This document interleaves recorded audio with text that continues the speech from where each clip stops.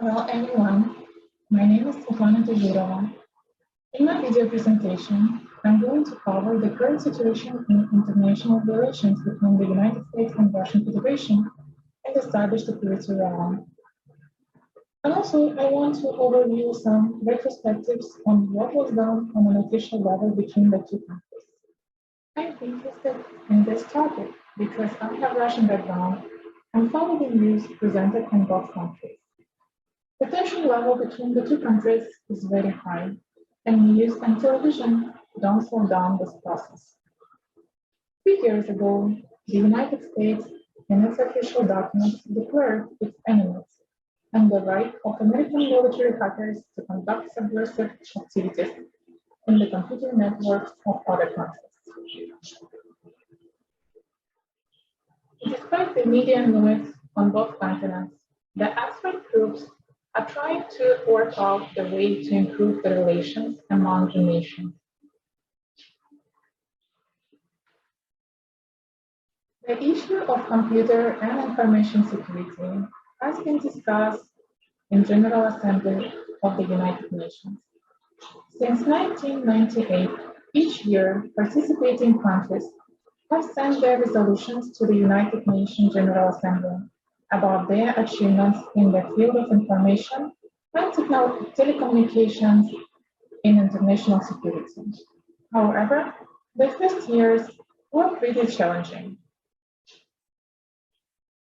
Things changed in 2004 when Russia offered to work in a government expert group to investigate threats in IT research and explore joint measures to eliminate cyber risks. Three subsequent weeks in 2010, in 2013, and 2015 year made significant progress and recognized that the international law and the United Nations Charter are applicable to cyberspace. The participating countries have identified a list of recommended norms and principles of responsible behavior in the digital world. The 2016 election meddling literally stopped the negotiation process. As a result, the 2017 meeting in the General Assembly of the United Nations had no results since the United States and Russia couldn't agree on main principles of their draft resolutions. The Russian proposal was based on the principle of sovereign equality of states and called for the abandonment of the military threats and interference in the internal affairs of other countries. The American one proposed to consider the principle of equitable geographical distribution, ignoring the need to reach a consensus in its draft.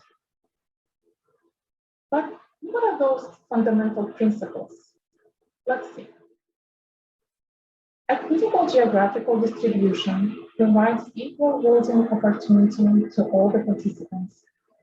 In order to be able to express its opinion, a country has to become a sponsor. That means it has to pay to the United Nations. Can every country afford it? On the other hand, sovereign equality of states protects the interests of small countries from the directions of developed states. At the same time, this principle plays an important role in protecting the interests of developed states from imposing on them the position of developing states, which have a significant numerical advantage.